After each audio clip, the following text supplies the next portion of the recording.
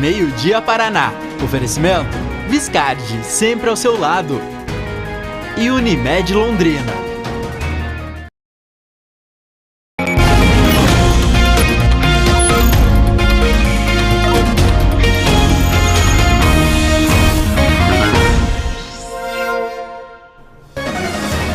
Seja bem-vindo, boa sexta-feira para você. Começou o Meio-Dia Paraná com informações de uma operação registrada hoje pela manhã em vários bairros de Londrina e também algumas cidades da nossa região. Você está vendo aí o momento do cumprimento de mandado, uma operação do GAECO em imóveis, inclusive de alto padrão. A investigação apura jogos de azar e corrupção envolvendo policiais. Teve apreensões e prisões. O dinheiro oriundo desses jogos, né, desse montante de jogos, era utilizado aí na aquisição de bens mediante lavagem de dinheiro. Meio-Dia Paraná de olho também no trânsito. Na zona norte de Londrina, um carro em marcha ré bateu contra outro veículo e o motorista foi embora sem dar qualquer satisfação. Já no campus da UEL, uma colisão entre dois carros deixou muitos estragos na manhã de hoje. Seja muito bem-vindo ao Meio-Dia Paraná, que destaca também um projeto de alteração na Lei Seca em Londrina. Essa lei completou 4 anos, está indo para 5 anos já e agora tem um projeto tentando tornar mais rigorosa essa lei na nossa cidade. Assunto para Mônica Dal, seja bem-vinda, boa sexta-feira para você. Obrigada, Alberto. Uma ótima sexta-feira para você, para todos que estão conosco no Meio-Dia Paraná. Estamos na Câmara Municipal de Londrina. Acabamos de conversar com o vereador Giovanni Matos, que protocolou, então, este projeto que ainda deve passar por comissões. Mas o que esse projeto prevê? Que em vez, dessa lei seca funcionar aqui na nossa cidade das 10 da noite às 8 da manhã, ela passe a funcionar o tempo todo. Isso significa que quem ingere bebida alcoólica em espaço público pode sim ser multado ou notificado pelos órgãos de fiscalização. Daqui a pouco a gente vai trazer mais detalhes e entrevistas a respeito dessa situação que com certeza vai movimentar discussões aqui na nossa cidade. É daqui a pouco, Alberto. Certo, não tenha dúvida. E você, o que pensa disso? A lei seca deve proibir o consumo de bebida alcoólica em espaços públicos de Londrina também durante o dia e não só das 10 da noite às 8 da manhã, como é a regra atual. Não perca tempo e já mande a sua mensagem aqui para o Meio-Dia Paraná. Participação também da nossa Catherine Tanã, que está girando a cidade de olho nos principais assuntos do dia. Alguns deles relacionados à saúde. Minhas boas-vindas. Boa sexta-feira também. Oi, Alberto, obrigada. Ótima sexta-feira para você, a todos que estão com a gente. Daqui a pouco a gente traz o destaque de antecipação do início da campanha de vacinação contra a gripe aqui no Paraná, marcado oficialmente para começar no dia 10 de junho, mas tem novidades vindo aí. E também a chegada do veneno para aplicação do Fumacê no combate à dengue. A gente fala aqui do canteiro de obras na BR-369, onde vai ser construído um novo viaduto. Daqui a pouquinho tem novidade daqui também, porque o governador Ratinho Júnior acaba de chegar nesse local e vai trazer novidades sobre o início, de fato, da construção do viaduto tão esperado aqui na 369. Eu volto daqui a pouco com mais informações. Ok. Catherine Tanã, Mônica Dal, enfim, nossos colegas de trabalho e nossos repórteres já trazendo os destaques no comecinho do Meio-Dia Paraná. A Catherine falou do cruzamento ali de acesso à PUC na BR-369 e também há outras definições de obras no trânsito de Londrina. No Meio-Dia Paraná tem também a determinação para reforço na sinalização e segurança de travessias de ferrovias da nossa região. E o drama de um homem que teve a vida revirada após perder os documentos e ter seus dados usados indevidamente durante décadas. O seu Sidney já tinha até desistido de esclarecer essa história quando, em outubro do ano passado, descobriu por acaso que o homem que se passava por ele estava internado num hospital no interior de Goiás. Junto com a informação, vieram as provas. O falso Sidney portava todos os documentos do verdadeiro, inclusive documentos originais. Reportagem que você também confere no Meio-Dia Paraná, a produção da nossa Vanessa Navarro. Em Londrina agora 30 graus Sexta-feira também tem a previsão do tempo com a Giovana Machado detalhando para você como será esse primeiro fim de semana do outono. Fique conosco agora, 11h50. O Meio Dia Paraná retorna dentro de apenas 1 minuto. Pode cronometrar aí, é 1 minutinho só. Até já!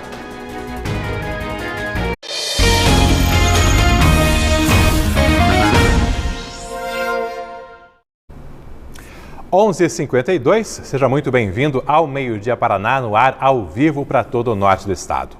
O governador Ratinho Júnior está hoje na nossa cidade para o lançamento de obras, também inaugurações, e nesse momento dá uma entrevista ao vivo, certamente será questionado também sobre outros temas, dentre eles a volta do pedágio ao Paraná. A gente vai acompanhar agora ao vivo, quem está por lá é a Cátulo Intanã, confira junto comigo. Contratação integrada, onde você contrata a empresa que ela faz o projeto e faz a obra, né? Então isso ajuda a dar mais velocidade em todo esse processo de licitação. Nós fizemos o Bratislava, fizemos a segunda ponte Brasil-Paraguai, né, que é um projeto fantástico, ali, uma obra de mais de 400 milhões de reais que ficou pronta, já foi inaugurada, e hoje aqui no viaduto da PUC.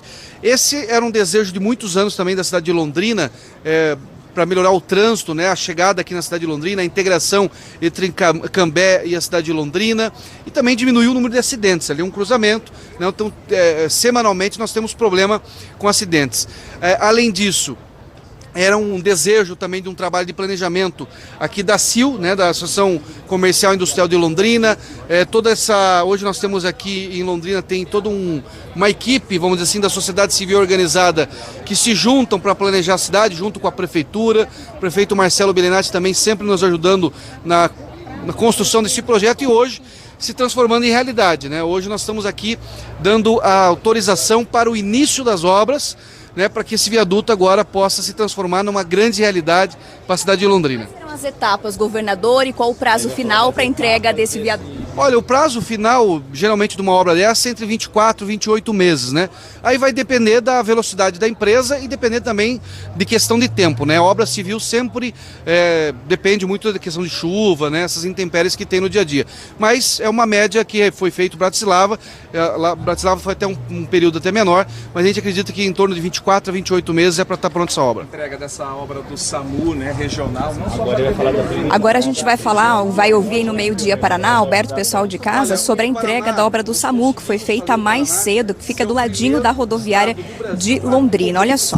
100% do seu território com o SAMU. Quando nós assumimos o governo, o Paraná cobria em torno de 70% das cidades com o SAMU. E hoje o Paraná cobre 100%. Então isso para nós, para a saúde pública, para a população, é uma grande vitória. E Londrina, o SAMU de Londrina, ele atende 99 cidades. E ele estava num espaço físico muito ruim, era um espaço muito pequeno. Nós temos 200 profissionais de saúde trabalhando no SAMU de Londrina. Então nós resolvemos fazer um grande projeto, juntamente com o nosso secretário de saúde, o Dr. César, ainda na época do secretário Beto Preto, que conduziu esse trabalho em parceria com a prefeitura aqui de Londrina. E hoje nós inauguramos, primeiro, uma estrutura nova, moderna, com heliponto, onde tem toda a capacidade de atendimento da região e das 99 cidades. E, além disso, né, um conforto melhor também para os profissionais. São mais de 200 profissionais de saúde que trabalham no SAMU de Londrina. E, além disso, com um heliponto, né, com uma estrutura moderna que vai poder atender todas as cidades que são responsáveis. O governador já a definição. Essa semana para a educação, outra notícia guardada pelos professores é a recomposição. A gente vai ouvir agora a fala sobre a questão da educação. Daqui a pouquinho a gente volta com um questionamento sobre os pedágios aqui no Paraná. Alberto. Nós estamos nos organizando com a Secretaria da Fazenda para apresentar nos próximos dias aí, né, existe uma conversa com os representantes dos servidores e a gente acredita que nos próximos dias aí, agora meados de abril, a gente possa fazer o anúncio oficial. Quais os valores, governador? Está sendo discutido com a Fazenda, justamente isso porque já a definição. Cada 1% representa 350 milhões na folha por ano. Então nós estamos agora fazendo ajuste que possa, né, dar um retorno para os servidores e ao mesmo tempo não descontrole o nosso caixa, que é a nossa preocupação. gente fala ao vivo no Meio Dia Paraná, a gente tem novidade de definição sobre o pedágio aqui no estado. A gente tem várias rodovias, principalmente a PR-445, que tem enfrentado problemas graves de estrutura. A gente tem mostrado nos últimos dias. O que está definido? Ou se não está definido, quando isso será definido? Olha, da parte do governo do estado, nós estamos prontos, né? Nós já deixamos muito claro o modelo que nós criamos na Bolsa de Valores, com o menor preço e com obras, né? Nós não queremos um modelo de concessão que não tenha obras. Nós precisamos fazer as grandes duplicações, precisamos fazer contornos em cidades importantes, né? Viadutos, trincheiras para diminuir os acidentes. Então essa é a preocupação. Nós fizemos já um pleito desde maio do ano passado para o Ministério, então o Paraná já está pronto há quase um ano, vai fazer um ano que nós deixamos o projeto pronto, com o projeto que são exigências de Bolsa de Valores, obras e a disputa seja no menor preço. Nós também, o ano passado, fizemos um pedido para o Ministério da Infraestrutura, em Brasília, que diminuísse a curva do aporte, para que desse um desconto maior na disputa. Na conversa que eu tenho tido com o ministro Relan Filho, isso está muito bem avançado e a princípio está muito já quase que apaziguado, vamos dizer assim, todas essas demandas que o Estado do Paraná exigiu. Essa semana teve uma reunião da bancada dos deputados federais com o ministro em Brasília. O relato que eu tive dos parlamentares foi uma reunião muito produtiva. O ministro elogiou o projeto do Paraná, então eu acredito. Vamos esperar aí que esse retorno, né, da viagem do presidente da República para a China e também o ministro se posicionando, a gente possa avançar. Da parte do Paraná, do governo do estado, nós estamos prontos para avançar nesse projeto que vai ser o maior programa de infraestrutura da América Latina, né? Nós estamos falando de um grande projeto que dos Estados Unidos para baixo, o Paraná vai ter o maior investimento em infraestrutura. Prazo era março, né? Qual a previsão? Tá aí. O governador, então, atendendo a imprensa no lançamento das obras, do início das obras, área do viaduto da Avenida Jockey Club com a BR-369. A Kathleen Tanan vai continuar por lá acompanhando e tendo novidades, desdobramentos. Daqui a pouco ela atualiza aqui no nosso Meio Dia Paraná. A gente segue com o jornal, até porque tem muitas outras informações relevantes nesta sexta-feira, 24 de março de 2023. Uma dessas informações é uma movimentação grande hoje pela manhã de viaturas de policiais e também carros do Ministério Público, uma operação do GAECO contra envolvidos em jogos ilegais e a corrupção de policiais. O Grupo de Combate ao Crime Organizado estava investigando e hoje fez a operação de nome Guanabara, justamente porque a base do esquema ficaria nesse bairro ali, entre a Avenida Higienópolis e a Gleba Palhano. Mônica Dal, qual o balanço dessa operação? Tivemos alguma prisão, inclusive?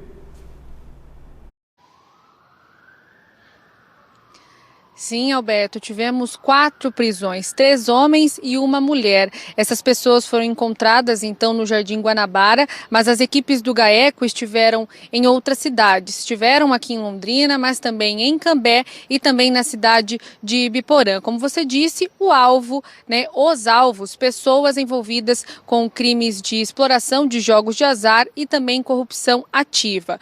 Quais os resultados até agora dessa operação? Buscas e apreensões em 11 endereços dessas 3 cidades. Claro que essas equipes do GAECO saíram com computadores, celulares, documentos para continuar a investigação e possivelmente trazer desdobramentos. Há também outras 7 pessoas que terão que utilizar a tornozeleira eletrônica, e também a Justiça proibiu o contato dessas pessoas com outros investigados. Isso a Justiça chama de medidas cautelares. Então, por enquanto, esse é o balanço da investigação. Mas a grande pergunta é como esse grupo criminoso aí, que as equipes do GAECO identificaram até agora 4 pessoas, como agia. E a gente vai ouvir agora mais detalhes com o promotor, o Leandro Antunes. Eles se aproveitavam aí da inocência das pessoas, faziam aí essa exploração junto com bares e outros estabelecimentos que aderiam a esse tipo de prática ilícita, e o dinheiro oriundo desses jogos, né, desse montante de jogos, era utilizado aí na aquisição de bens mediante lavagem de dinheiro. Eles constituíram pelo menos uma ou até mais empresas que na verdade não existiam de fato. Essas empresas eram utilizadas apenas para lavagem de capitais. Inclusive uma das empresas, que possui diversos imóveis, sequer lançou nota fiscal nos últimos anos, no período da investigação. O promotor falou a respeito desses bens. Durante ainda a operação, eles conseguiram na justiça então que fossem bloqueados imóveis, cerca de 6 imóveis de luxo, também 3 veículos, além de valores em espécie dos investigados. O GAECO ainda não fez o levantamento oficial de quanto dinheiro essa organização criminosa acabou movimentando. A gente vai falar também a respeito desses presos. O GAECO informou que um desses presos é um contador aqui da cidade de Londrina que funcionava como um consultor também para essa organização criminosa, porque ele dava orientações de como fazer, de como cometer esse crime de lavagem de dinheiro através das empresas fantasmas. Vamos acompanhar mais detalhes dos presos com o promotor Leandro. Nós conseguimos constatar também a presença de uma pessoa que exercia a função de contabilista, que auxiliou na constituição e na lavagem de dinheiro. Ele passava orientações para o grupo criminoso de como esquentar contabilmente os valores que eram auferidos ilegalmente por esse grupo. O GAECO solicitou a prisão das pessoas que tinham um maior envolvimento com esta prática ilícita, inclusive esse suposto contador. Eles tinham uma ação um pouco acessória, participavam da exploração do jogo do bicho, seja recolhendo valores, seja montando e programando máquinas, em função que não deixa de ser importante, mas não eram os líderes desta associação.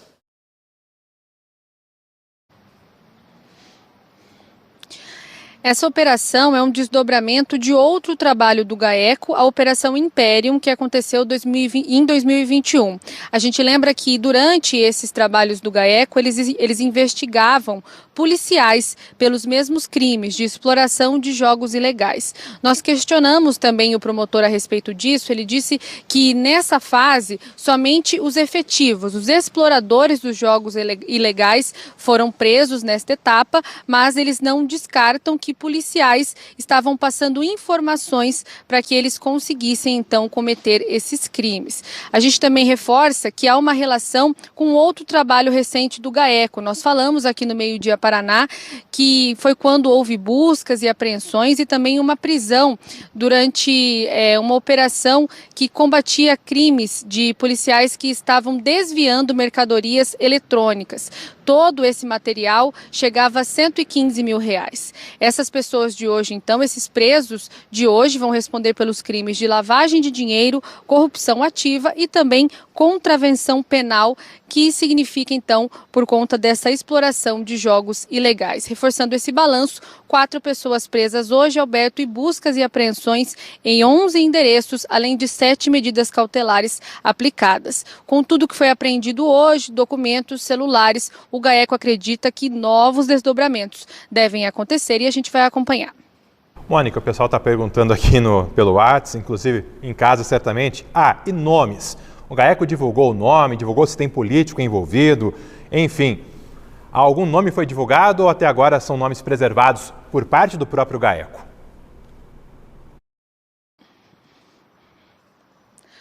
Olha, Alberto, nós pedimos esses nomes até para trazer para o telespectador, como aconteceu em outras operações, mas o GAECO preferiu não divulgar dessa vez o nome dos envolvidos. Confirmou que dessa vez os alvos não eram policiais, somente os exploradores, as pessoas que atuavam efetivamente com os jogos ilegais, mas os nomes não foram divulgados. Tá, então, obrigado aí. Tendo alguma divulgação, a gente vai atualizando, mas por enquanto apenas essas informações dessas prisões registradas hoje pela manhã. O Tribunal de Justiça manteve em Rolândia o júri do caso Eduarda Shigematsu, aquela menina encontrada morta em 2019. O advogado do pai da menina, do Ricardo Seide, pediu a transferência para outra cidade por entender que não haveria segurança e imparcialidade em Rolândia. Em abril de 2019, o corpo da menina foi encontrado nos fundos de uma casa que pertence ao pai de Eduarda. Ele disse que já encontrou a menina sem vida, mas que não a matou. Desde então, permanece na cadeia. A avó paterna também chegou a ser presa, mas atualmente responde ao processo em liberdade. O Tribunal de Justiça entendeu que a Polícia Militar tem condições de garantir a segurança do julgamento, que já se passou um tempo considerável, quase 5 anos, e que o clamor popular, quase 4 anos, perdão, e que o clamor popular, que poderia influenciar no julgamento, já não é tão forte. Por isso, manteve o julgamento para o Fórum Estadual de Rolândia. A sessão está confirmada para a próxima quarta-feira, dia 29 de março. Essas imagens aí são da sessão de julgamento por parte do Tribunal de Justiça, mantendo, portanto, a sessão do júri para Rolândia.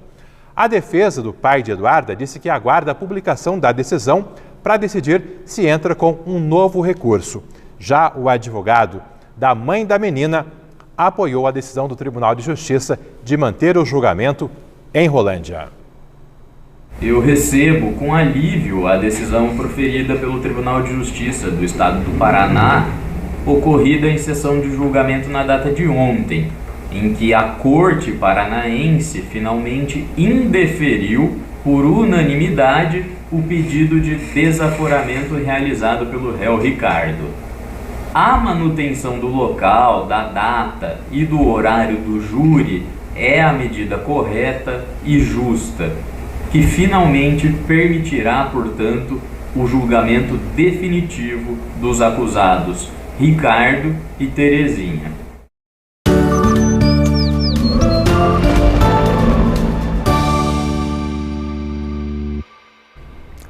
Meio-dia e 7, a primeira semana do outono vai chegando ao fim com cara de verão. Do verão de verdade, né, Gi?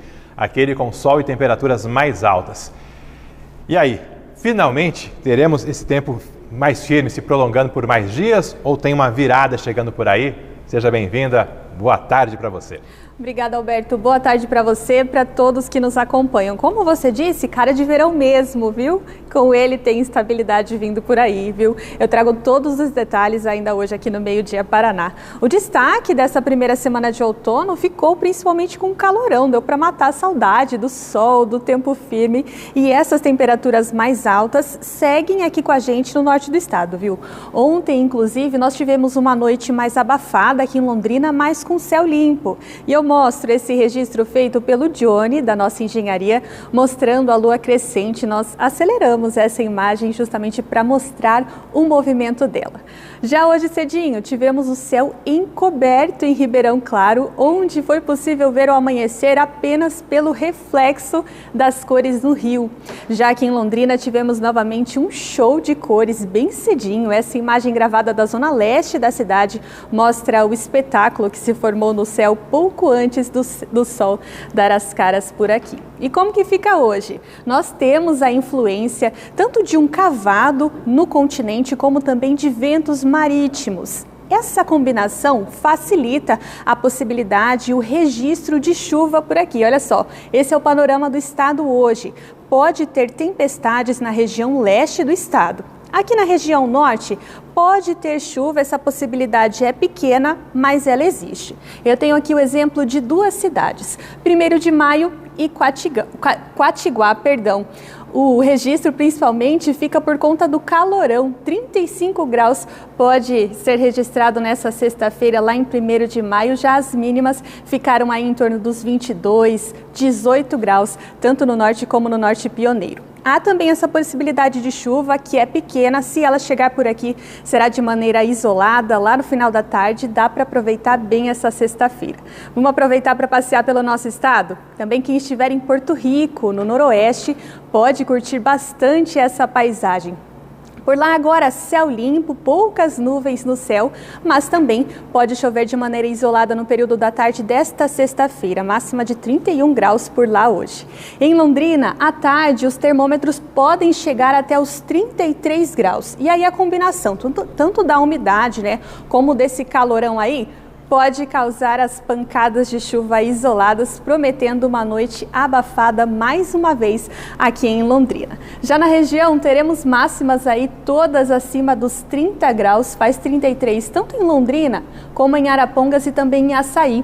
Já em Florestópolis, um pouquinho mais quente, 34 e 32, tanto em Congonhas, Ortigueira um pouquinho mais baixo, máxima de 31 graus. Esse é o panorama da nossa região, viu, Alberto, hoje, ou seja, muito calorão e essa combinação da umidade pode trazer uma chuvinha para cá, viu? Mas é pequena a chance, mas como existe, a gente sempre conta aqui no Meio-Dia Paraná, né? Sempre de olho, sempre atento. E Gi, falando agora de trânsito, tem muita gente perguntando, a Avenida Tiradentes está com tráfego lento, algum acidente, alguma batida?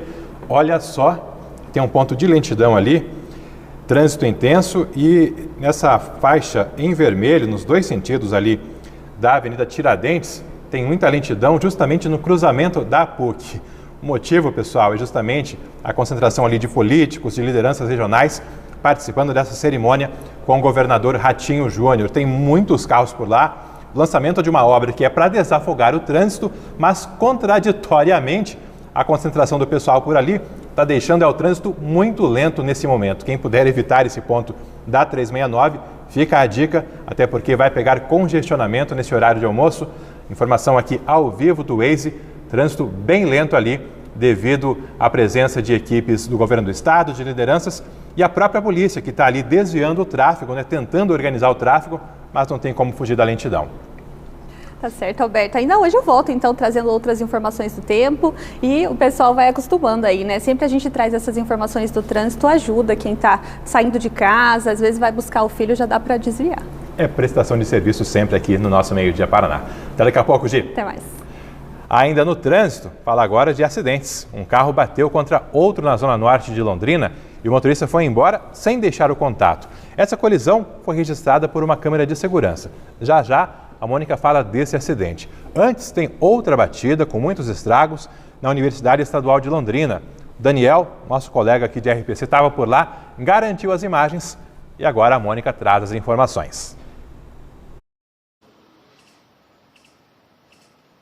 Pois é, Alberto, uma batida surpreendente dentro do campus da UEL aqui em Londrina, e as imagens que o Daniel trouxe chamam bastante atenção pelos estragos, né, que esses carros os carros ficaram bastante estragados. Olha só o que a gente vê nas imagens, também tem informações da própria UEL. Esse acidente, de acordo com a universidade, foi somente com danos materiais e envolveu um motorista de aplicativo e o carro de um estudante. Esses dois veículos se chocaram de frente na altura do CCB e somente a passageira que estava nesse carro de aplicativo teve ferimentos leves. O pessoal ali da UEL acionou o SIAT, mas essa passageira dispensou, disse que não estava sentindo nada grave. Essa via onde aconteceu o acidente chegou a ser interditada, mas o atendimento foi bem rápido, emergencial, e logo depois foi liberada. A gente também destaca então essa outra batida, que foi no Jardim Planalto. Essas imagens mostram os dois carros estacionados e, de repente, esse Uno branco vem pelo cruzamento em marcha ré, atinge o carro prata que estava parado e vai embora. O motorista não ficou no local para conversar ou resolver essa situação relacionada aos danos. Agora essas imagens estão sendo usadas para tentar localizar o dono do carro branco que provocou esses prejuízos. O dono do veículo que teve os prejuízos, ele enviou uma foto também, onde dá para ver o estrago deixado na lataria do carro dele. Situação complicada que a câmera de segurança conseguiu garantir. Agora é preciso encontrar aí esse dono do carro branco para eles se resolverem, né, Alberto? Porque não dá para cometer uma infração de trânsito dessa e deixar por isso mesmo. Ah, não, é falta de respeito, né? De consideração, inclusive, com o patrimônio alheio. Tomara aí que ele seja identificado e a solução seja efetivamente tomada aí. Obrigado a nossa Mônica Dal. 12h14, você viu no começo do Meio Dia Paraná que o governador Ratinho Júnior está em Londrina, está cumprindo a agenda oficial por aqui para inaugurar obras e também autorizar o início de outras. A gente vai retomar agora o contato com a Cato Lintanã, porque ela continua ali perto do local onde terá um viaduto na BR-369 com a Avenida Jockey Club e nesse momento vai trazer um resumo para você, um apanhado das novidades dessa sexta-feira. Contigo, Cato Lin. Trago sim, Alberto. Só reforçar, que a gente está nesse ambiente aqui, porque continua a cerimônia. Na nossa conversa com o governador foi assim que ele chegou aqui ao canteiro de obras da BR-369, na esquina justamente da 369, aqui com o acesso na Avenida Jockey Club, que dá acesso justamente à universidade, a PUC. A gente está aqui porque está acontecendo ainda as manifestações, as falas, justamente de quem representa, de deputados e outros apoiadores aqui do governador e secretários, que estão junto aqui como disse o governador, né, nesse anúncio efetivo do início das obras de construção do viaduto da PUC, que é uma obra bastante esperada para trazer mais segurança para esse trecho, que hoje é sinalizado apenas com semáforos. Em momentos aí de grande movimento, a gente acaba vendo acidentes acontecendo e também um grande fluxo de veículos, gente de dentro da cidade, aqueles também que acabam cruzando a cidade apenas passando por aqui por compromissos de trabalho, também muitos caminhões que fazem esse trajeto, e o viaduto ele acabaria trazendo mais segurança e mais agilidade no trânsito. O governador falou há pouco, então, que a partir de hoje está autorizado e as obras devem começar efetivamente. Nas falas do governador, o prazo de construção deve ser de 24 meses. Porém, quando a obra foi anunciada, o prazo dado foi de 15 meses e esse prazo já está correndo. Então, efetivamente, esses prazos não estão batendo. O Departamento de Estradas de Rodagem diz que está para aprovar nos próximos dias como deve funcionar o desvio para o trânsito assim que a obra começar e for intervir, né, no funcionamento, no trânsito de veículos na rodovia. Por isso que não há nada definido por enquanto e a gente vai trazer novidades aqui no Meio Dia Paraná. Hoje de manhã também houve visita do governador à sede do SAMU, que foi inaugurada aqui na cidade de também o prédio em si todo pronto para atender agora toda a equipe do SAMU. São 200 funcionários, os veículos também. A sede estava distribuída em 3 prédios separados e agora eles passam a operar num prédio só que fica na Avenida 10 de Dezembro, ao lado da rodoviária de Londrina. A SAMU, que vai atender aí toda a 17ª Regional de Saúde. Sobre isso, o governador também falou assim que chegou aqui onde nós estamos. Olha só.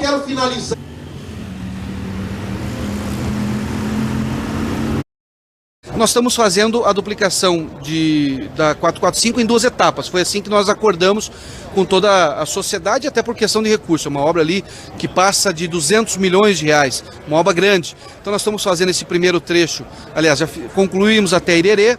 Estamos fazendo agora de Mauá da Serra até Lerroville e depois a finalização da extensão até o trecho de Irerê, que daí ficaria completamente duplicada a 445.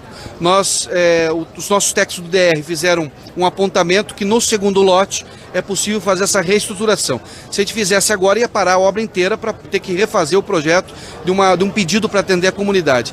Tem que ser feito um estudo também de volume de carga para ver se realmente cabe ter um viaduto desse porte, ali uma trincheira, mas pelo que a gente conversou, é possível a gente incluir nessa segunda etapa esse ajuste, vamos dizer assim, para solucionar o problema ali dos agricultores.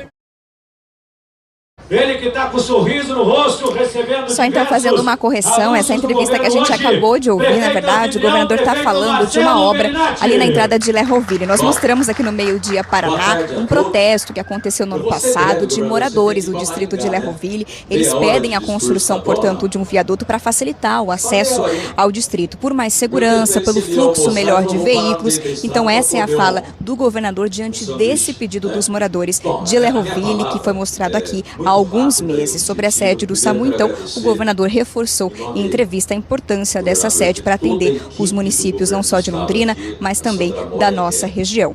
Hoje pela manhã também teve a inauguração, a entrega de apartamentos que foi construído com também verba do governo do estado, apartamentos aí para várias famílias, são mais de 200 apartamentos, um local que já havia sido inaugurado e hoje teve aí apenas uma cerimônia oficial com a presença do governador do estado, apartamentos que ficam na zona norte de Londrina e famílias que têm mais baixa renda tiveram auxílio para fazer o pagamento desses apartamentos. Durante a entrevista, o governador trouxe outros detalhes também sobre a questão do pedágio aqui no Paraná, diz que ainda está em conversa com o governo federal para que as definições sejam feitas. Existia um prazo até o final agora do mês de março para que essas definições fossem feitas. O governador não trouxe um novo prazo, mas disse que nos próximos dias aguarda que essas definições sejam feitas para que seja possível definir qual as empresas que vão operar o pedágio aqui no nosso estado e como deve ser feita a manutenção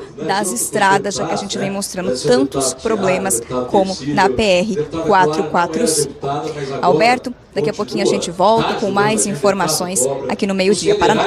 Valeu, obrigado, Cássio. Inclusive, de olho em informações da saúde, o secretário estadual de Saúde Pública está aqui em Londrina e trouxe novidades em relação ao combate à dengue e também à vacinação contra a gripe. A campanha nacional começa agora no mês de abril e pode ser antecipada em alguns dias. 12h21. Assunto que você vê agora, primeiro no nosso Meio Dia Paraná. Quase 4 anos depois de ter sido aprovada, a Lei Seca poderá ter alterações em Londrina. O projeto na Câmara vai discutir a ampliação das restrições, com proibição do consumo em locais públicos a qualquer momento e não só durante a noite, como funciona atualmente. Está lá na Câmara de Vereadores, que vai tocar essa discussão.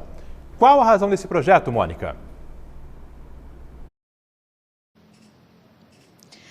Olha, Alberto, a gente conversou com o Giovani Matos, o vereador que já protocolou esse projeto aqui. Claro que ele ainda deve passar pelas comissões que irão discutir se é viável para que esse projeto seja encaminhado para a primeira votação, por exemplo. De acordo com o vereador, ele recebeu várias solicitações da população quanto aos abusos do consumo de bebida alcoólica em locais públicos. Ele citou ali calçadas, ruas, também a Rua Paranaguá, citou o caso que aconteceu durante o Carnaval no Jardim Botânico, também falou a respeito de algumas pessoas que ingerem bebida alcoólica na Avenida Higienópolis no fim de semana. Segundo ele, pessoas que fazem isso em locais que, para ele, isso não deveria acontecer.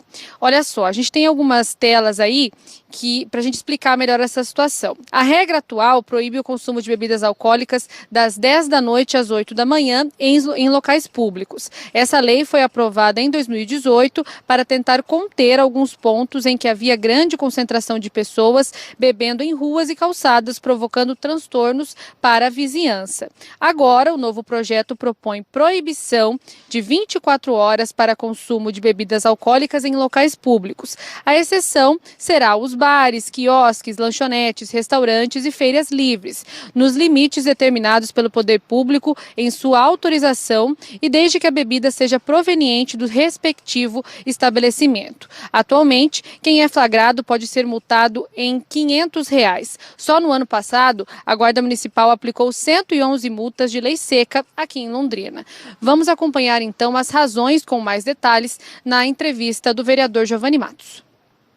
É uma solicitação da população porque nós vemos nos finais de semana, nos sábados, domingos e também à noite, uma aglomeração de pessoas em alguns pontos que param ali, ligam um som alto e começam a beber, fazer o consumo de bebidas alcoólicas e claramente essas pessoas estão dirigindo. Nós sabemos que grande parte dos acidentes são causados por pessoas embriagadas. E também tem uma questão do meio ambiente, muitas vezes esses locais de aglomeração ficam muito sujos, então a nossa intenção é restringir, coibir essas ações e claramente preservar vidas.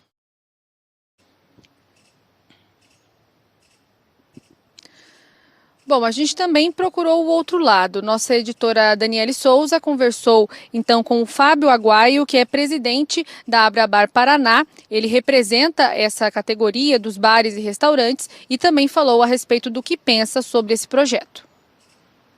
Nós somos contrários a qualquer cerceamento de direito do cidadão. Eu acho que todo cidadão tem essa consciência, tem a sua liberdade e a Constituição assegura isso. Nós não podemos ter o cerceamento da liberdade econômica. Sabemos que algumas pessoas cometem delitos, cometem erros, mas não podemos generalizar. Acho que a cidade de Londrina é muito grande para obrigar a proibição em 24 horas. Eu acho que nós temos que ter essa regra hoje atual, ela é de bom senso. Não podemos atravessar a linha do bom senso. Então eu acho que a cidade precisa aprender a conviver com o crescimento de uma grande cidade como Londrina. Então nós somos contra qualquer alteração na legislação atual.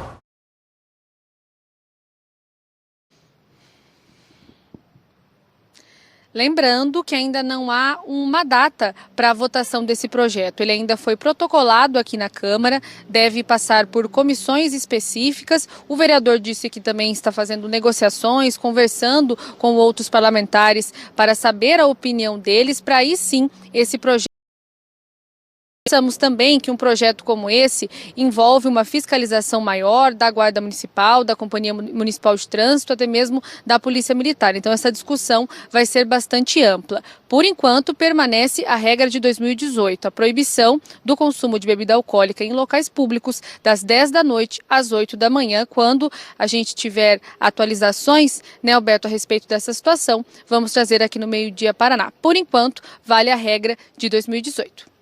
Aí estamos de olho. E você, está achando o que dessa proposta aí de tornar a proibição do consumo de bebidas alcoólicas permanente, qualquer horário do dia ou da noite? Acha que é o melhor caminho?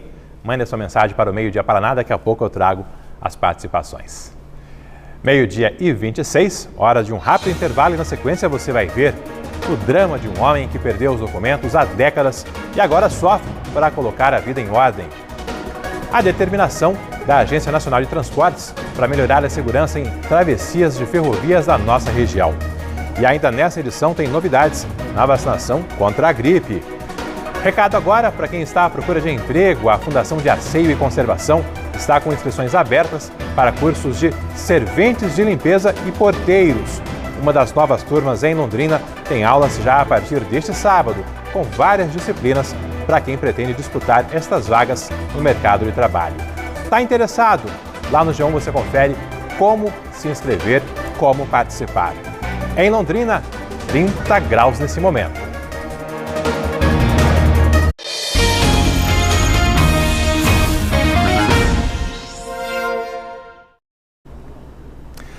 A reportagem que você vai ver agora é o drama enfrentado por um homem que há décadas perdeu os documentos, está tentando colocar a vida em ordem, mas não consegue. Desde então, sofre com uma série de transtornos para os serviços mais básicos do dia a dia e até mesmo para ter atendimentos na rede pública de saúde. A reportagem é da Vanessa Navarro com a produção da Luciane Cordeiro. Este não é só um caso de extravio de documentos. É uma história sobre como um cidadão pode se tornar vítima de um homem que nunca conheceu e de como um criminoso pode enganar as autoridades por mais de 3 décadas. Outubro do ano passado. Eu fui atender o telefone, aí a minha filha dizendo, desesperada, né? Aí eu falei assim, ô filho, mas o que está acontecendo? Fala logo. Ela falou assim, pai, a saúde aqui de Japurá ligou para mim falando que o pai está em Goiás. Em estado grave, em coma. Eu falei, como isso? Aí eu já lembrei sobre os documentos. Aí eu falei, filha, deve ser problema dos meus documentos de novo. O problema teve início em março de 1986, quando a carteira de Sidney Macedo Ribeiro desapareceu com todos os documentos pessoais dele. Se deixou cair ou alguém pegou sem ser notado, nunca soube. Mas acredita que foi num posto de combustíveis onde parou com um caminhão. Ele registrou um boletim de ocorrência por extravio e tirou segunda via de todos os documentos. Meses depois, começaram a aparecer no nome dele dívidas que nunca tinha feito.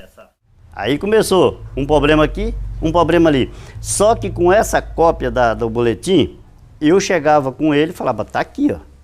Simplesmente alguém está usando meus documentos. Aí eu fui votar.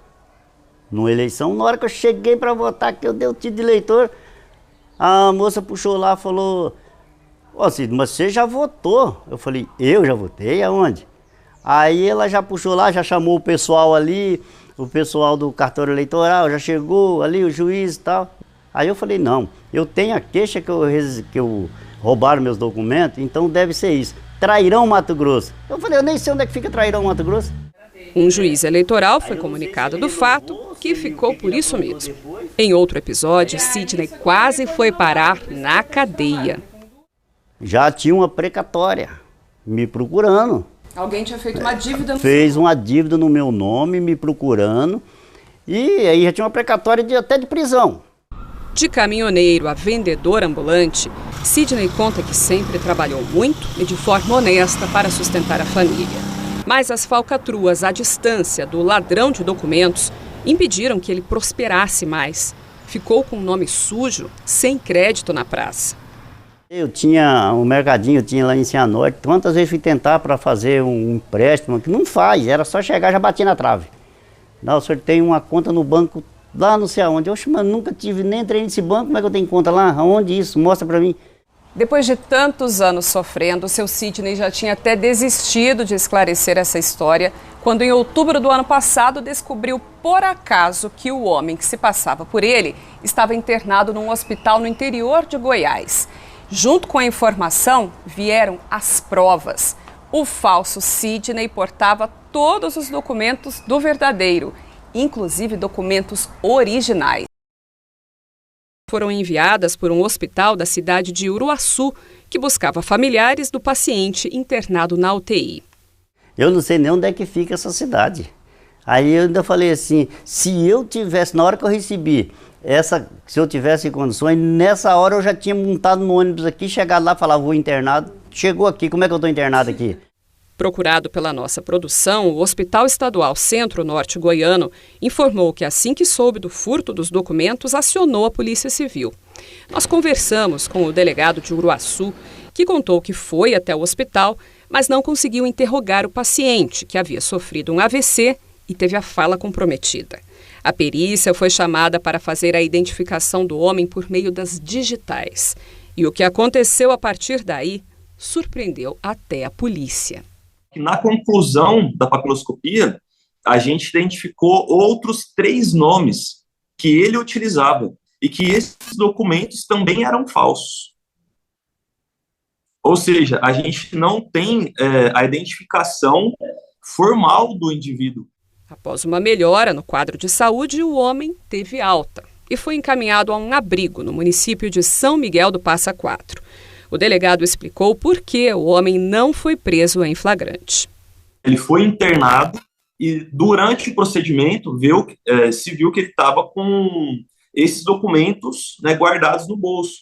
Mas ele mesmo não apresentou os documentos, que, na verdade, isso seria o crime, né, o estado de flagrância, o que poderia ensejar a prisão dele. A gente fez a oitiva do patrão dele, pessoal do hospital, a gente reuniu esses documentos, solicitamos perícia, tanto papiloscópica, quanto também nos documentos, né, reunimos esses elementos dentro do inquérito policial e então, né, foi remetido ao Poder Judiciário pelo crime de falsificação de documento público.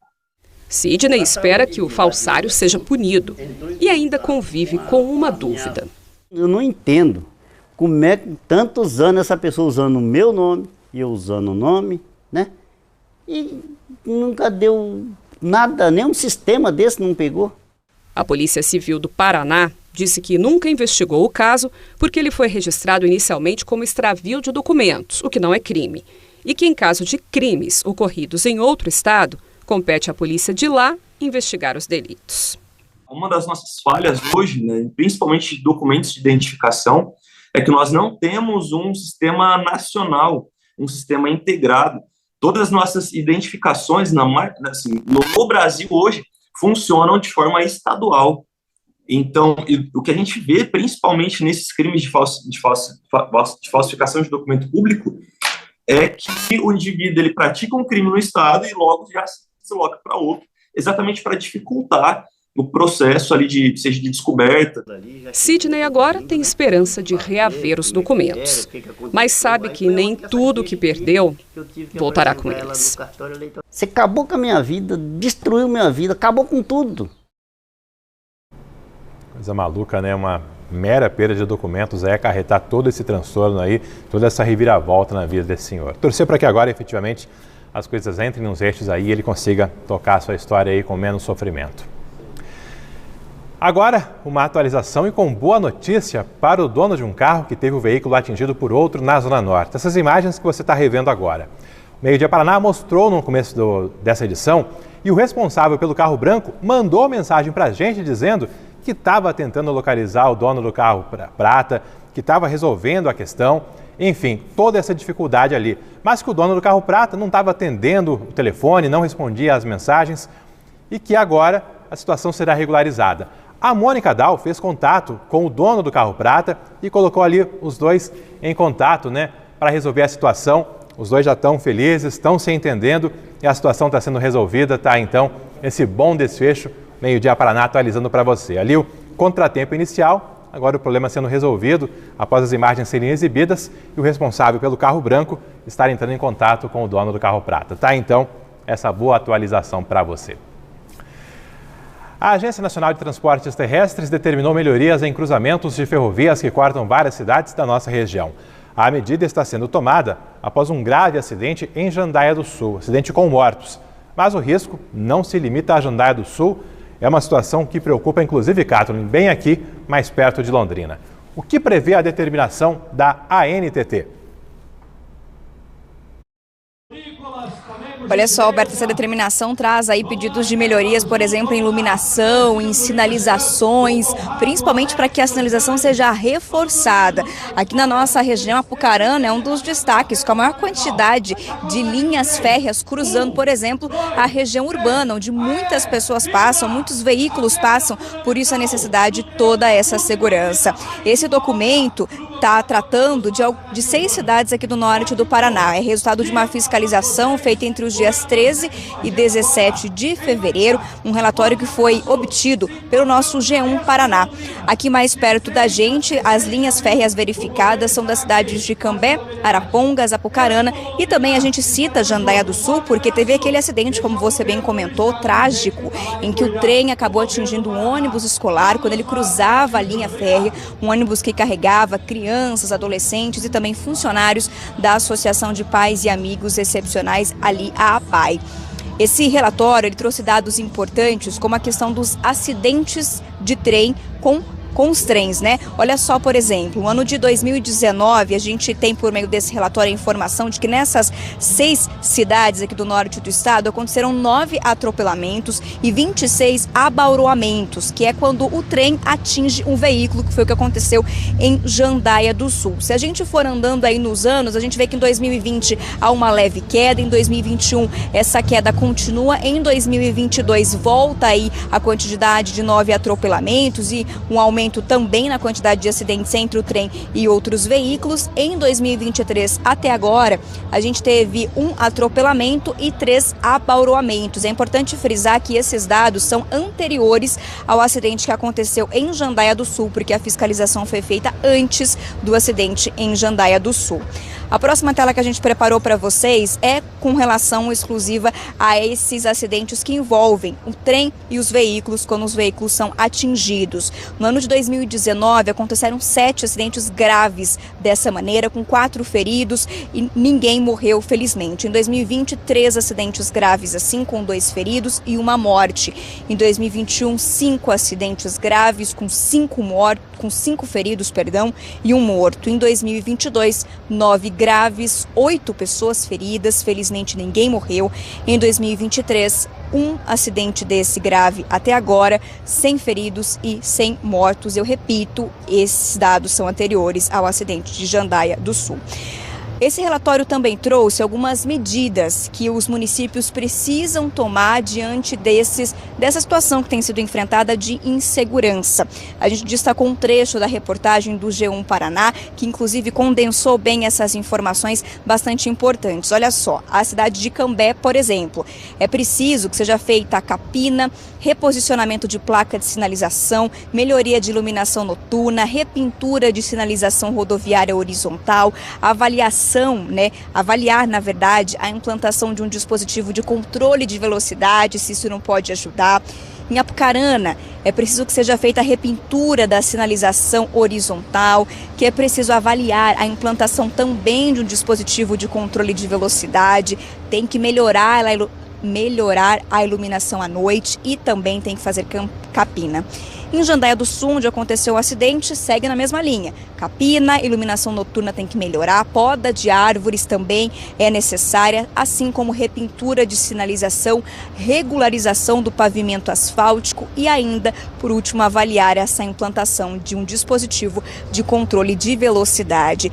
Esse relatório são determinações encaminhadas para Rumo, que justamente a concessionária aí que cuida desses trabalhos na ferrovia. Mas o relatório também acaba sinalizando que a Rumo precisa trabalhar em parceria com os municípios dividir essa responsabilidade. Por fim, a gente pediu uma nota para a Rumo sobre tudo isso e a concessionária informou que as recomendações feitas pela ANTT estão sendo analisadas por uma equipe técnica e que eles vão adotar as medidas necessárias, que são de sua responsabilidade legal, bem como vão alinhar com as prefeituras as melhorias que competem à administração municipal, entre elas questões relativas à sinalização rodoviária, pavimentação e iluminação. Alberto. Obrigado, Catherine. Assunto aí levantado pelo nosso Rafael Machado, do G1. Lá também tem mais detalhes dessa determinação. E em Curitiba, alguns sensores e câmeras foram instalados em cruzamentos e isso reduziu o número de acidentes. Há projetos para implantar esses sensores e câmeras também aqui no norte do Paraná, em cidades como Rolândia, mas ainda não há prazo para isso. Em meio a essas discussões, tem projetos em andamento por parte de deputados estaduais em Curitiba e também na Câmara de Vereadores de cidades como Londrina, prevendo a obrigatoriedade da instalação de dispositivos. Mas, mesmo sem lei, cada cidade tem autonomia para reforçar os cuidados. Veja o que diz um especialista. Quem decide, quem dá a última palavra, se aqui precisa uma cancela ou não num desses cruzamentos com linha férrea, é o órgão de trânsito, que pode ser o da prefeitura em conjunto com a empresa autorizada a operar a linha férrea. Nesses locais tem que fazer o reforço da sinalização. No caso do cruzamento com linhas férreas, o ideal sempre é colocar uma cancela, mas isso não é feito por vários motivos, inclusive por vandalismo, pelo alto custo de manter essa estrutura, mas porque é possível se ter segurança mesmo sem a cancela. Só os estudos ao longo do tempo é que determinam isso. Depois do intervalo, você vai ver no Meio-Dia Paraná novidades em relação ao combate à dengue e também à vacinação contra a gripe. A campanha nacional começa no mês que vem, mas o calendário poderá ser antecipado. Agora, 12h44, serão divulgados hoje às 5 da tarde os locais de provas da segunda fase do vestibular da UEL. Os mais de 6.700 convocados para a próxima etapa poderão consultar seus cartões informativos. A segunda fase do vestibular da UEL será nos dias 2, 3 e 4 de abril.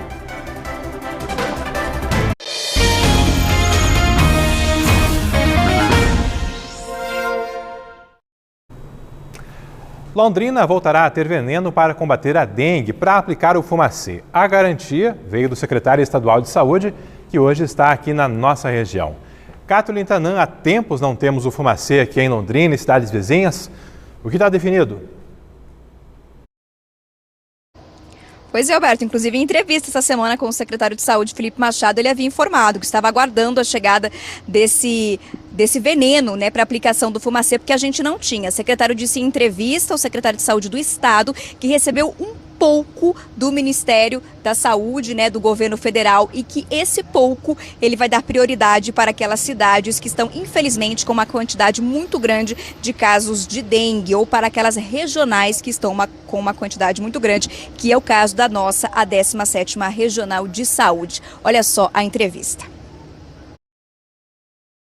Quanto ao veneno, que ainda é uma crise do governo federal, já que é uma compra centralizada pelo governo federal, mas diante do apelo nosso do Paraná, eles contingenciaram uma raspa do tacho, vamos dizer assim, e na semana passada recebemos 1.000 litros. Não é o suficiente, mas é mais uma arma para o combate.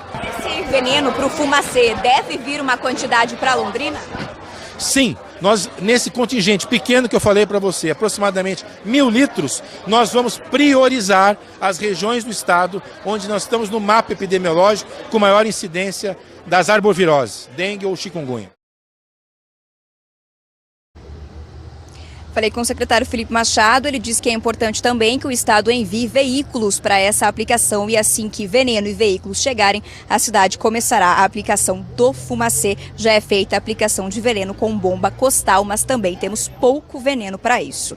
Outra informação importante do secretário de Saúde do Estado é a antecipação da campanha de vacinação contra a gripe. Está marcado oficialmente para começar no dia 10 de abril, mas o secretário informou que já está em conversa com o governo federal para antecipar o início aqui no Paraná, levando em conta já esses problemas de saúde que a gente tem enfrentado e o aumento da demanda por atendimento nas unidades de saúde. Olha só. Oficiamos que, diante das condições climáticas do sul do Brasil e o nosso estado do Paraná, sempre com baixas temperaturas, pedimos que nos enviassem antes. Já recebemos, já está no CEMEPAR, já estamos separando e nos próximos dias já vamos avisar quando vamos iniciar, mas com certeza vamos antecipar do calendário nacional, que só está previsto para 10 de abril. Nós faremos antes, estaremos talvez até no dia de hoje, anunciando a data que iniciaremos a campanha da influenza. Vamos fazer a vacina. Quando iniciarmos a influenza, o paciente pode fazer no mesmo dia influenza e a bivalente. Nós só estamos virando a página da Covid graças à vacina. Eu, como médico, posso falar isso de forma categórica.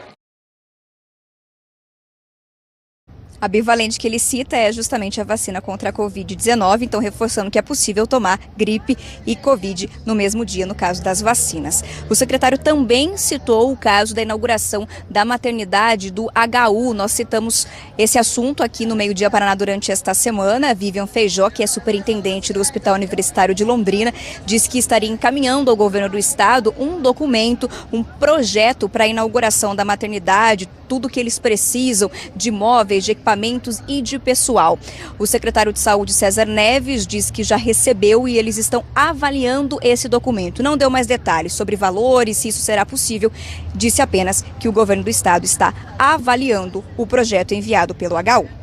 Alberto, uma última informação. O secretário de Saúde aqui de Londrina, Felipe Machado, informou para a gente agora há pouco que amanhã vai começar às 8 horas da manhã um novo mutirão de vacinação contra a Covid-19 com a aplicação das doses bivalente. Pessoal aí que tem a partir de 60 anos, também aqueles que têm 12 anos, a partir dos 12 anos de idade, pessoas imunossuprimidas, podem procurar fazendo agendamento no site da Prefeitura. O mutirão vai ser nos postos de saúde da Zona Sul, Guanabara e Ouro Branco. Há 277 vagas no Guanabara e 453 no Ouro Branco, das 8 da manhã até às 6 horas da tarde. Precisa agendar e se imunizar amanhã, sábado. Nos outros dias, a vacinação também continua sendo feita normalmente nas unidades de saúde. Alberto. Valeu, Cátara. Obrigado aí mais uma vez. E olha, em meio a esse clima aí instável, calor, frio, chuva, aquele ventinho gelado durante a madrugada, tem que reforçar os cuidados, além da vacinação também, com outras atenções ali para reduzir o risco de problemas respiratórios. Os primeiros dias de outono ainda estão com a cara de verão. Sol forte, temperaturas altas. Nas ruas de Umuarama, o pessoal ainda segue com as roupas leves. Só que todo mundo sabe o que a nova estação sempre traz. Criado, né? As gripes também, né? Ele disse que já está dando. Eu tenho 2 netas, moram perto de casa. Já pegou, as duas pegaram gripe, né? Meu genro também pegou, minhas vizinhas também. Então a gente procura tá sempre se cuidando. E eu não consigo ficar sem tomar água gelada, né? Mas a gente procura se cuidar para não ficar gripada, né? Se qualquer sintoma, já procurar um médico, né? Para evitar esses problemas. O sinal de alerta já fica ligado com a possibilidade de uma gripe, uma virose. É que entre as várias características do outono, tem uma bem marcante que é justamente o ponto-chave para o surgimento das síndromes respiratórias, a umidade relativa do ar. Nessa época do ano, geralmente ela fica mais baixa e aí, sem os cuidados necessários, o nosso corpo sofre. O outono, né, é uma estação aí que nós temos alteração principalmente da umidade de ar, né? E com essa alteração da umidade de ar, algumas doenças acabam se tornando mais prevalentes nesse período. As rinites, sinusites, bronquite, asma e as exacerbações do DPOC, que é aquela fibrose pulmonar. Paciente que é tabagista ou convive com fogão a lenha ou acaba mesmo se expondo a taxas altas de fumaça, né? O médico infectologista Rafael Hartmann também explica que as gripes mais simples podem evoluir para um quadro mais complicado, o de síndrome respiratória aguda grave, o CISRAG. Toda síndrome respiratória aguda grave, ela tem um fator desencadeante normalmente gerada por um vírus. Tá? Nesse período de outono, nós temos vários vírus circulando, o vírus da gripe, tanto a influenza A, influenza B, ainda temos o Covid, mas nós temos vários outros vírus, como o rinovírus, adenovírus, que também circulam. Qualquer um destes vírus podem ser o start, o início para um quadro de síndrome respiratória aguda grave, que é muito mais grave do que uma asma, uma bronquite. Ela vem acompanhada geralmente de uma intensa falta de ar, uma febre. Então a gente tem que estar alerta a esses sinais no caso de complicações de outras doenças que estão surgindo, como a bronquite e a asma, para não evoluir para a síndrome respiratória aguda grave. Para se ter uma ideia, no ano passado, durante o outono, a Secretaria Estadual de Saúde percebeu um aumento de 82% na internação de pessoas que tiveram síndrome respiratória aguda grave. E aí nessa conta entram as gripes influenza, a Covid e mais outros vírus que estão circulando. Mas antes que tudo se complique, qual o caminho da prevenção? Então é importante lembrar, manter a carteira vacinal em dia, fazer a hidratação, porque o pulmão ele necessita de uma certa quantidade de líquido também para poder funcionar adequadamente, E mesmo limpar o trato respiratório alto e baixo. Então precisamos de uma certa quantidade de líquida de ingesta diária, manter os ambientes bem ventilados, janelas abertas, e quando for circular em ambientes muito movimentados, que há uma dificuldade na circulação de ar, tentar usar aí a máscara. Exemplo que alguns moradores de Umuarama já seguem. A primeira coisa que eu faço é abrir as portas e as janelas, todos os dias de manhã, há muitos anos já. Por que a senhora faz isso? Porque é uma questão de higiene, para circular dentro de casa, pela higiene mesmo. Sempre arejada, os potinhos com água de planta a gente joga todo dia para mosquito também, E costumamos deixar, às vezes até arrumar a cama um pouquinho mais tarde para dar uma ventilada na roupa de cama antes de dobrar e pôr no guarda-roupa. Janela, eu gosto de levantar, abrir, janelas, portas, só fecha à noite daí, para medo de entrar bicho. Seu Luiz também tem esse cuidado. Precisou mudar de vida há 5 anos e hoje é especialista quando o assunto é saúde. Depois que eu sofri um infarto e fiz a cirurgia do coração, então nunca mais eu peguei gripe, porque devido aos cuidados, Então, todo ano estou preocupado com o outono, chegando o inverno aí, então a gente está se precavendo quanto a esse cuidado aí.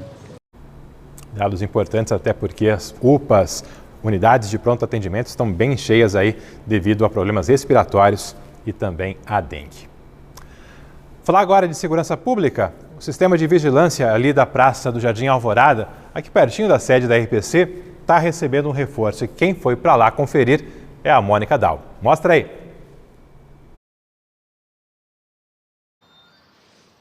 Vamos mostrar sim, Alberto. Estamos ao vivo aqui bem perto da Praça do Jardim Alvorada, também próximos à UBS do bairro, entre a Avenida Poços de Caldas e a Rua Bauru. O Alceu está mostrando para vocês, a gente recebeu poucas informações da Prefeitura, mas o pessoal aqui da Unidade Básica de Saúde confirmou que na semana passada eles instalaram essas 5 câmeras que vocês estão vendo. Há uma maior, outras menores apontadas para a UBS. Essa maior está direcionada aqui para o outro lado da rua, mas a visão aqui do parquinho da academia ao ar livre. Também encontramos outras câmeras um pouco mais perto da Rua Bauru, ali onde há alguns bares e também comércios. A gente conseguiu ver daqui somente uma câmera daquele outro lado. A gente está passando a nossa percepção, porque tentamos contato com a Prefeitura para ter um pouquinho mais de informações a respeito desse sistema de segurança, mas ainda não obtivemos. O que a assessoria informou? Que por volta das 2h30, o secretário de Defesa Social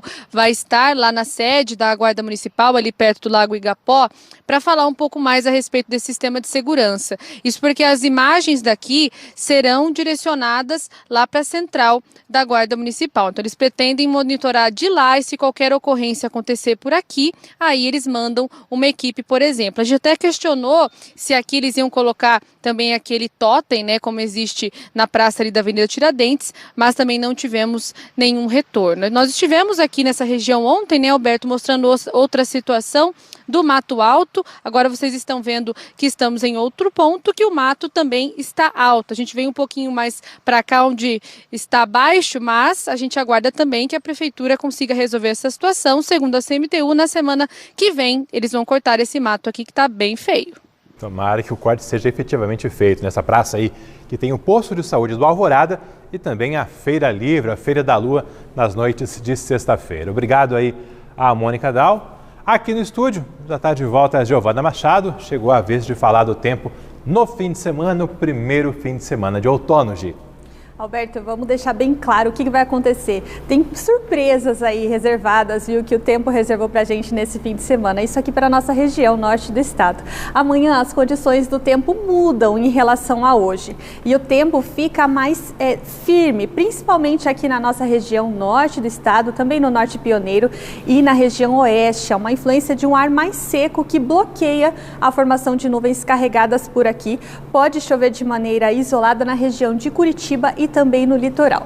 Aqui na região, olha só, principalmente o exemplo dessas cidades. Em Jacarezinho, Cornélio e Santo Antônio da Platina, as mínimas amanhã ficarão em torno dos 20 graus. Já as máximas ficam aí entre 33 e 32 graus nesse sábado.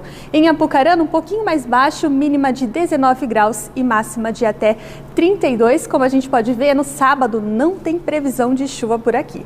O panorama, né, do final de semana é esse daqui. O sol vai aparecer brilhando forte, muito calor, principalmente nessas regiões que nós citamos, norte e também oeste do Paraná, mas pode chover lá no finalzinho do domingo, porque novamente as condições do tempo mudam aqui no estado. Mais uma surpresa do tempo. Tem uma frente fria que vai passar lá no oceano, na altura da região sul do Brasil, mas também a presença de áreas de instabilidade aqui no continente formam condições para temporais.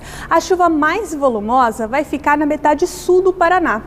Os meteorologistas alertam, inclusive, para possíveis transtornos, mas isso lá para a região principalmente de Curitiba, Ponta Grossa, litoral, também a região de Guarapuava. Se você tem viagem marcada para lá, precisa ficar atento. Olha só o exemplo que nós separamos aqui na tela. Em Foz do Iguaçu, calorão continua, máxima de 35, máxima de 29 graus, mas pode chover até 35 milímetros por lá. Em Curitiba, menos, pode chover até 15 milímetros, máxima de 30. Em Arapongas, aqui na nossa região, um pouquinho menos, olha só, pode chover até 12 milímetros lá no domingo e a máxima de 33 graus. Vamos dar uma espiada em como fica os próximos dias aqui em Londrina. Tem possibilidade de chuva hoje, essa possibilidade é pequena, mas ela existe. No sábado, não tem previsão de chuva aqui para a cidade e para a região. Já no domingo e na segunda-feira, a gente inicia a semana com uma chuva e essa possibilidade existe. Ela pode chegar principalmente lá no final da tarde e com pancadas de chuvas isoladas. Ou seja, não precisa chover na cidade inteira, mas sim em algumas regiões. E como a gente pode ver, calorão continua com a gente. Máxima de 33, 30 na segunda-feira. Enquanto essa chuva não vem, a gente fica com essa imagem de Guaratuba, o céu aberto por lá hoje. Máxima prevista para hoje no litoral é de 29 graus, mas pode chover aí de maneira isolada a partir da tarde. Nada que o pessoal não consiga aproveitar, né, Albertão? Nossa, curti bastante. Que imagem do litoral, hein, Gi? Imagem que muita gente aguardou aí a temporada inteira e vem agora em pleno mês de março. Mês de março. Ótimo fim de semana para você, até a próxima. E ótimo fim de semana também para você que nos acompanhou em toda essa semana, sempre ligadinho. Meio-dia Paraná. E à noite tem Vanessa no Boa Noite Paraná, né? A gente se vê, gente. Até mais. Tchau, tchau.